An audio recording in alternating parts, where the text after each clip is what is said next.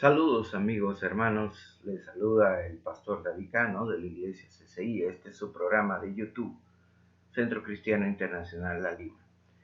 Hoy vamos a hablar acerca de un tema que lo titulamos ¿Cómo responder al conflicto? Y es que todos experimentamos conflictos, problemas, dificultades, que si no sabemos cómo tratarlos pueden desencadenar una serie de eventos tormentosos que terminen con hacernos tropezar o incluso traer consecuencias aún más desastrosas para la tormenta que podemos estar viviendo por no saberlo resolver. Pero afortunadamente la Biblia habla con toda autoridad acerca de esto y pone de muy manifiesto la persona de Jesucristo. Pedro en su libro escribe acerca de esto. Y qué interesante, porque Pedro era una persona de temperamento muy sanguíneo, muy voluble, muy extrovertido. Y a veces sus imprudencias, sus impulsividades y su forma de hablar lo hacía caer en problemas y en conflictos, porque muchas veces se apresuraba a decir las cosas. Entonces, y creo que cada uno de nosotros nos podemos identificar plenamente con algún Pedro que hay en nosotros. Entonces, pero en esto vemos que hay varios tipos de conflictos. Conflictos de valores, conflictos de roles o funciones que podemos tener y conflictos de interés. Hay varios tipos de conflictos. Pero yo creo que al fin, después de todo lo que tenemos que tratar de entender nosotros, los que conocemos, que profesamos, que amamos a Dios, la Biblia dice no hay que ser, el siervo de Dios no debe ser contencioso, ni peleón, ni busca pleitos. Y lo que debemos de buscar es que Dios sea glorificado y que el enemigo no gane ventaja en nuestras vidas, porque eso tiende a traer opresión y consecuencias, como ya lo mencionamos, que pueden ser desastrosas. Eh, yo creo que es muy importante sacar a luz qué nos dice la Biblia acerca de esto.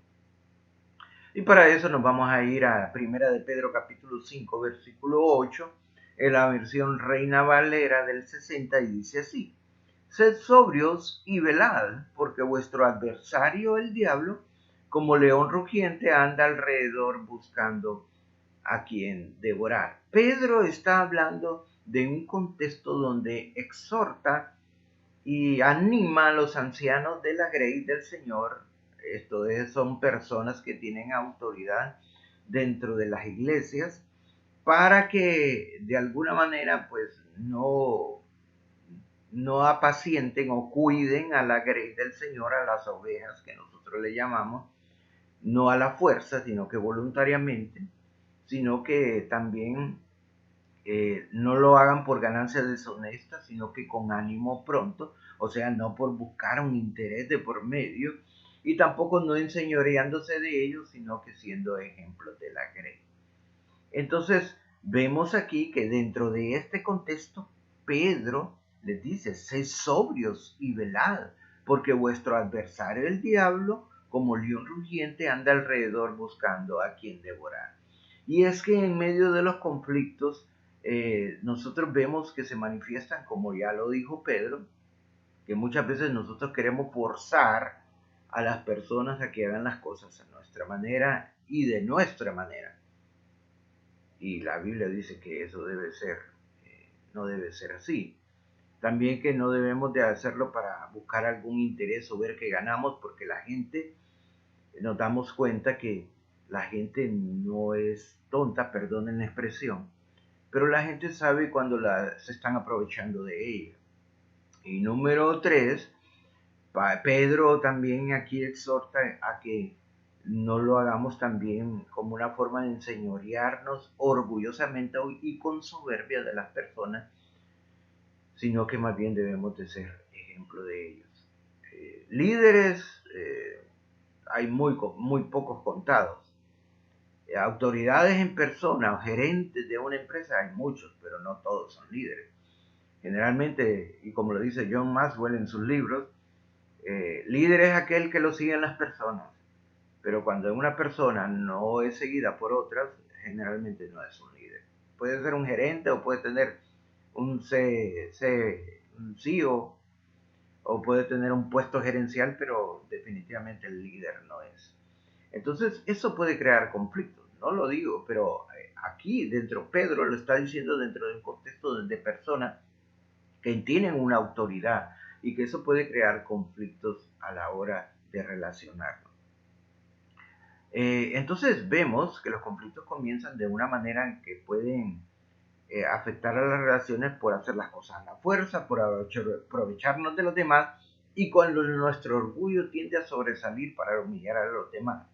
La pregunta que surge es cómo resolver o cómo respondemos al conflicto, que es el tema del día de hoy.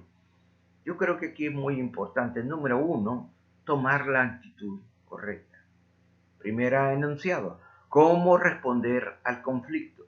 Toma la actitud correcta. Y para eso vamos a irnos a lo que nos dice la Biblia. Proverbios capítulo 13, versículo 10, versión Reina Valera. Ciertamente la soberbia concebirá contienda, mas con los avisados está la sabiduría. Parece, mis amigos, que la soberbia y el orgullo tienen cierto combustible, vamos a decirlo así, para crear contienda. O crear conflicto. Y es que el conflicto es una tensión entre dos personas que tienen contrarios intereses y con difícil solución. Eso es un conflicto. Dos personas que tienen intereses diferentes y que no pueden hallar solución fácil. Entonces, parece que la contienda es alimentada por un combustible que se llama soberbia. Y es que la soberbia, déjenme decirles que es casi un principio de Satanás.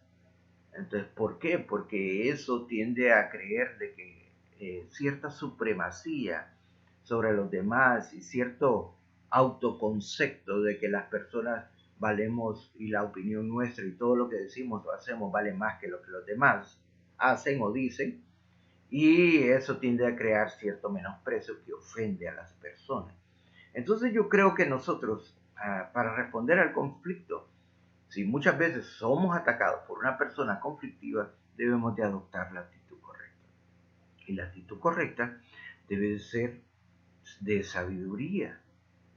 Se ha demostrado que el enojo, en este caso la contienda, a lo que lleva el conflicto, aumenta, número uno, la presión arterial, aumenta el pulso cardíaco, produce un aumento de la frecuencia cardíaca y produce una liberación de unas sustancias químicas que se llaman adrenalina, que eso contribuye a aumentar el azúcar, a aumentar la presión, a producir cierto nerviosismo, las pupilas se dilatan, cierta transudación, nuestra boca se seca, el corazón está bien acelerado y nuestros reflejos prácticamente agudizados y se opaca un poquito la capacidad de razonar. Estamos inyectados de adrenalina. Mire lo que dice la palabra en Proverbios 15, versión 60 de Reina Valera. La blanda respuesta quita la ira, mas la palabra áspera hace subir el furor.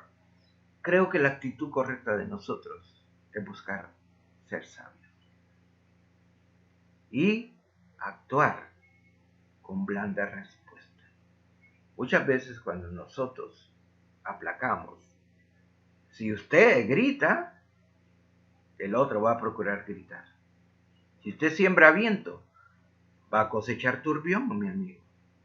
Así que, como dice la palabra, mejor machete, como decimos en Honduras, machete estate en tu vaina. Debemos de adoptar una actitud correcta y esa actitud correcta debe ser buscar una blanda respuesta. Número 2, ¿cómo debemos de responder al conflicto? Ora. Parece, como dicen dentro de la sociedad, que quien va a tener en un momento de conflicto, de contienda, el momento para orar. Pero es que nosotros no tenemos que elevar una oración en voz alta a veces.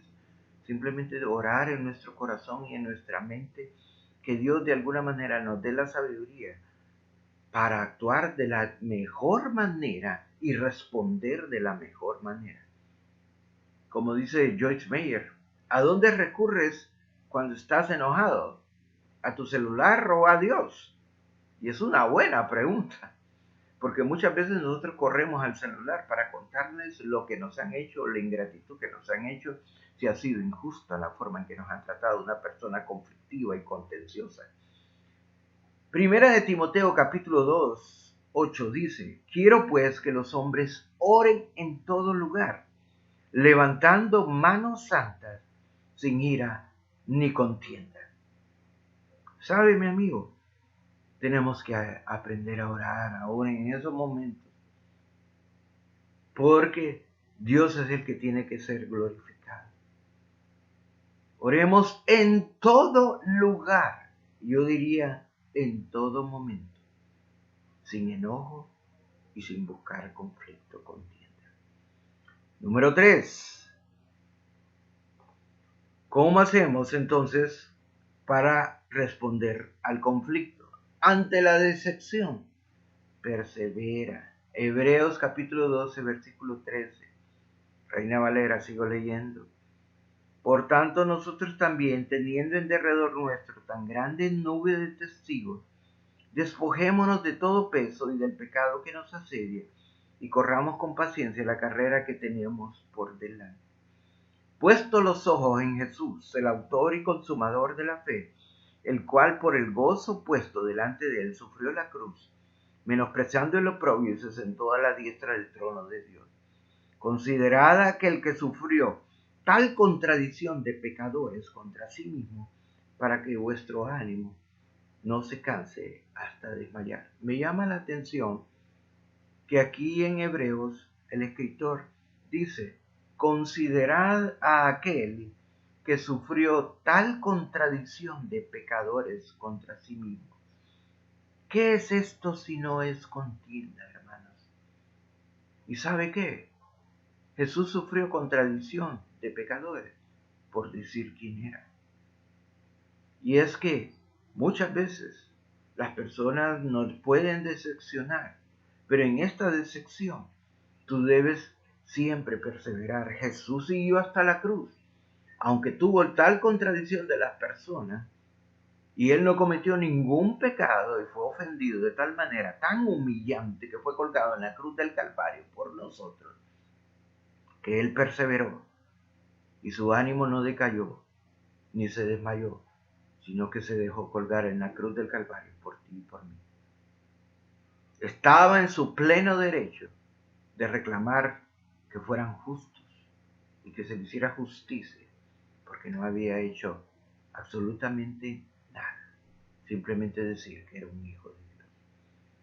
Y es que ante la decepción, mis amigos, tenemos que perseverar y seguir adelante, porque nuestra identidad como hijos de Dios no ha cambiado y nuestro ánimo tampoco debe de cambiar. Perseveremos hasta el final. No importa qué conflicto, qué contienda haya a nuestro alrededor, tenemos que perseverar. Entonces, estamos, ¿cómo responder al conflicto? Ya hablamos de número 1, tener la actitud correcta. Número 2, ora. Número 3, ante la decepción, persevera. Y número 4, ante la traición, y con esto terminamos, mantén la calma. Jesús experimentó la traición. En Juan capítulo 18, de esta misma versión Valera, dice, pero Jesús, sabiendo todas las cosas que le habían de sobrevenir, versículos 4 al 6, se adelantó y les dijo, ¿a quién buscáis? Le respondieron, a Jesús Nazareno. Jesús les dijo, yo soy, y estaba también con ellos Judas, el que le entregaba. Cuando les dijo, yo soy, retrocedieron y cayeron a tierra. Bueno, esto prácticamente afirma lo que habíamos dicho anteriormente, que ante la decepción debemos de perseverar. Y ante la traición debemos de mantener la calma. Muchas veces personas contenciosas, porque saben que en nuestro fuero interno hay la firme convicción de siempre agradar a Dios y hacer lo correcto, nos van a querer empujar a que hagamos lo incorrecto. Y nos pueden traicionar.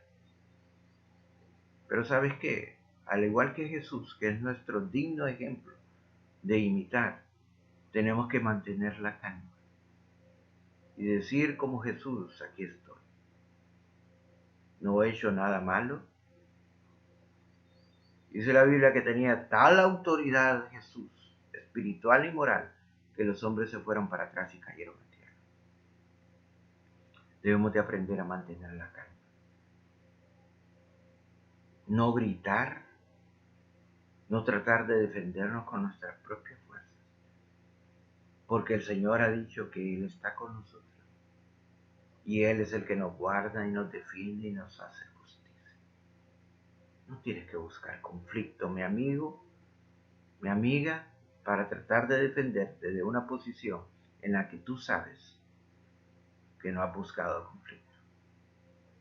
Entonces, ¿cómo responder al conflicto? Ya lo enumeramos. Toma la actitud correcta, ora, ante la decepción persevera y ante la traición mantén la calma. Este ha sido una emisión más de su programa CCI La Lima. Les espero en su canal de YouTube. Por favor, suscríbete. Hazle clic a la campanita para que te suscribas y para que recibas el programa de la última edición a tu celular o a tu dispositivo. Dios te bendiga, mi amigo, mi hermano.